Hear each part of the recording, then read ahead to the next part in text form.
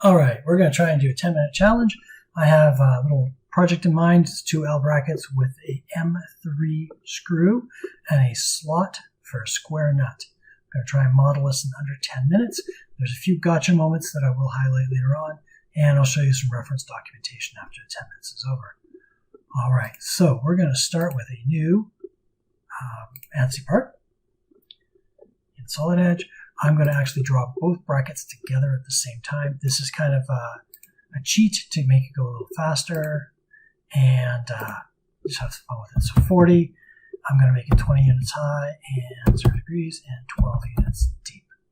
All right, so let's zoom in. There's my box. I want to put a line down the center just so later on I remember where I was working. So F3 this, boom, grab the opposite point, and just repeat again. So take that off, draw a line, and oops.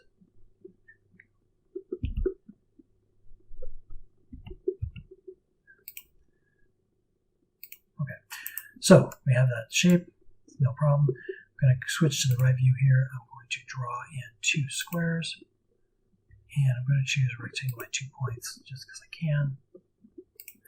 Go in 14 units by 14 units on one side. Need that angle to be 180 degrees. Great. And we'll switch over here, do the same thing. 14 by 14, the angle is 0. It's all good. Bring it out. I'm going to extrude both this surface. So wait for the mouse button to come up. Right click, sketch 2. Boom. And repeat on this side. Select. Boom. Bring it over. All right. We're going to cut this geometry down that piece later on, but for right now, I'm going to go to the top view. I'm going to put in a slot. Now I want that slot to go and be in the center of one of the sides. So I'm just going to draw a square, put it here in the center. I'm going to make it 6 millimeters by 2 millimeters, 0 degrees, and then I'm going to project that down. All right, so we're going to extrude, grab this region here and this region here. Oh, that's interesting. It happens to be 10 millimeters down, so let's go 15 up, and let's just double check that that is in fact correct. Dimension here, let's find a point on that surface, point on that surface, 10 millimeters, great. The reason that's great is I want to go in the center of this object, and I'm going to put a hole there, and that shape that I want to put in there is a 6 millimeter nut, so this will allow things to line up really nice. All right, next piece that I want to do is I want to switch to the front view, and I want to drop a hole on that surface. Let's just go back here, fill it in. I'm going to do the same trick I did on the top where I create a subdivide, and I'm going to drop in circles. I could use the hole feature, but I was finding in other attempts that everything locked up. So my M3 screw has a 3 millimeter outer diameter on the shaft, but with 3D printing you should always give yourself a little bit of extra space, so I'm going to go with 3.4, give myself a nice hole. The head of the screw is 5.45 millimeters in diameter. That's what I measured. Again, I want to give myself some nice room so things can go around and move, so I'm going to make 6.5. There we go. All right. Now, if I want to make things easier for myself, I can also delete this line that I used for reference. So 1, 2, 3, 4. There we go. And now I'm going to extrude those parts in. I'm going to start with the center circle first. I'm going to go all the way through the object. So there we go. Then I'm going to grab the outside, and I'm going to go 3.5 millimeters in. That'll give the screw head a little bit of depth, so it'll lay flush with everything. All right, so I can see all the way through. I'm going to divide along this line, and if I was building this in practice and trying to put it out there, I probably would add a fillet to these corners just to make things stronger, but that's not the goal of today's action. All right, so last step is I want to actually do a split. So I can take this body, and it's going to ask me to do somewhere, select the target bodies of the Boolean. So there we go. All right, and select the tool elements. Now to do that, I want to turn on my base reference planes. Kind of hard to see here, but I want to grab this one and right click. Now I should have two different design bodies. I'm just going to zoom in a second here. These references.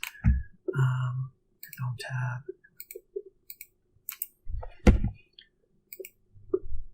Wow. Okay, I have just been having incredible problems with it. All right, so we'll get rid of the PMI for a second. So design body number 1 is one side of the object. Design body number 2 is the other side of the object. The reason I didn't use a hole is when I was using a hole feature, it killed the split operation. It just wouldn't work. It also killed me creating this slot. There was just some serious problems. Now, why do I care? Well, first off, we're going to go into Style Palette. I'm going to choose Design Body number 1. I'm going to make it blue. Okay. Okay, that didn't work. We're going to try a different one. We're going to go to View, Part Painter, and Part Painter. I'm going to choose Gold. There we go. For this object, there's Design Body 2, and Part Painter, I'm going to choose, oh, there it is, green for this other body. Not really important, but kind of nice when you're trying to keep the parts straight in your head later on. All right, so a couple of cool things. We're going to try tools, generate a KeyShot. Let's change the perspective on that. KeyShot is a solid edge tool that they package with the device, and it's going to try and generate this object. There we go. Can zoom in a little, great, and render it out. Now I'll have a nice picture for this object. Taking a few moments to render.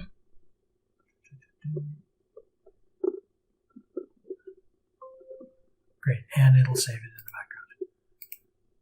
Close up that.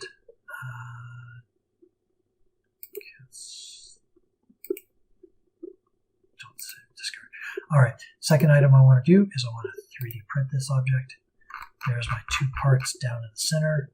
That's great. I'm going to export it as a 3MF, and we're going to get part whatever L brackets. Okay, go into Prusa Slicer.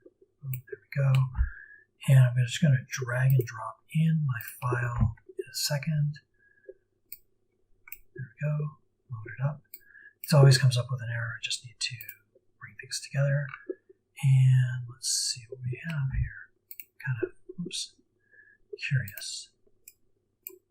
There we go. So there's my two L brackets. I'm going to slice it up. And there's a problem with 3D printing that is very common. So here, this is not a problem. We have 3 layers of plastic that's going to be supporting our nut. That's not a problem. We're going to have 2 layers on this side. That'll probably be okay. I'm not entirely sure if things are going to start to snap through or not, but it should be okay. Flipping to the other views, though, one of the problems that we do encounter with 3D printing.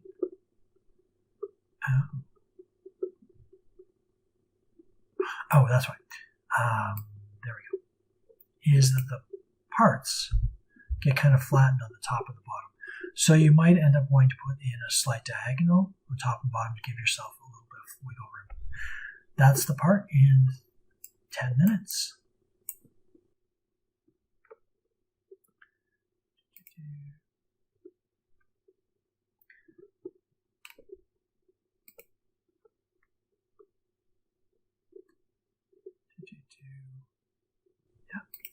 everything's done.